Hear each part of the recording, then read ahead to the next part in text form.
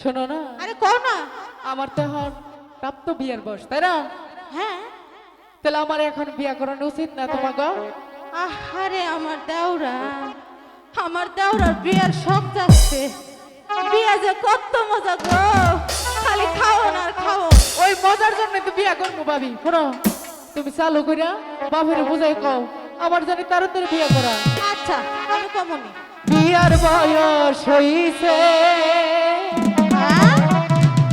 ভাবি বিয়া করাও না। হায় হায় দেওরা কয় কি? আব্বারে বুঝাইয়া তুমি কও না। না দেওরা। বিয়ার বয়স হইছে